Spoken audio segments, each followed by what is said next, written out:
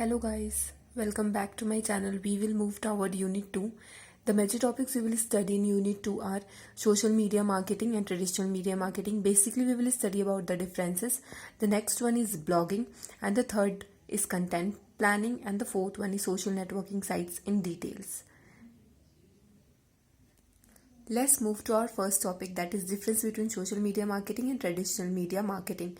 Social media marketing, it's a two-way conversation, right? But traditional media marketing is one-way conversation. Social media marketing is open system, whereas traditional media marketing is closed system. So these are the differences. These are basically I have written the 10 differences, and that will help you in the exam. So the first is in social media marketing is two-way communication, and in traditional one-way communication. In social media, open system. Traditional media, it's totally an closed system.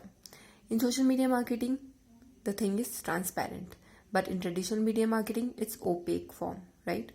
Now, in social media marketing, it's a one-to-one marketing, and in traditional, it's a mass marketing. In social media marketing, there is a community decision making, and there is a controlled communication in traditional, right? So in social media marketing, there is a real-time creation, that is bottom-up strategy, right? In traditional media, it's top-down strategy, pre-producer schedule. The third and the last is basically we have deep analysis, and in traditional poor analysis.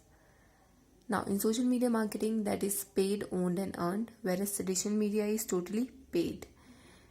In formal language, it's social media marketing, and formal language, it's traditional media marketing.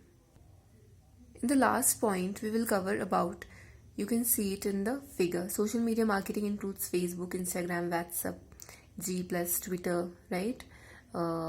YouTube. Whereas traditional media marketing, what it does, it's work with the help of radio, newspapers, televisions and magazines.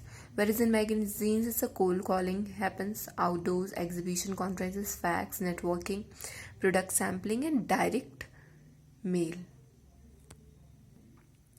The next we will study about the blogging. What is blogging? A blog is a discussion or informational website published on a www. Here www means World Wide Web, right?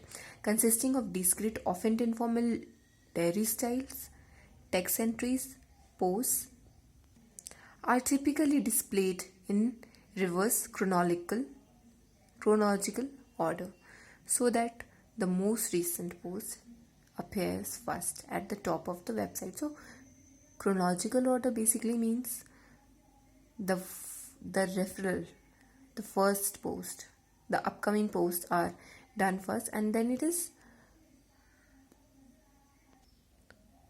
so it basically describes the most recent post will show on the upper page, right, at the toppest place.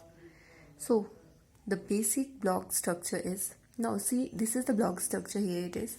First is the header, the other is the footer, and then the main content and sidebar.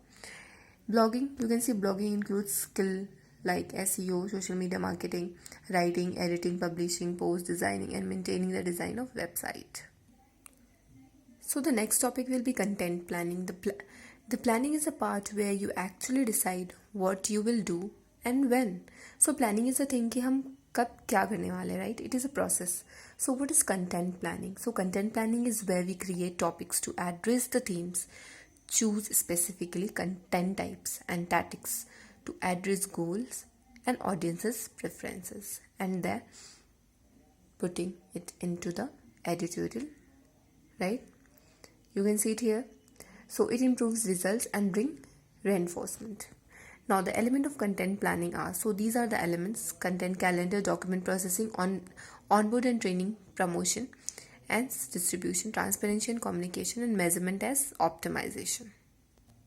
So for the last topic we will study in the next upcoming video. Hope you like, subscribe and share. Thank you for watching.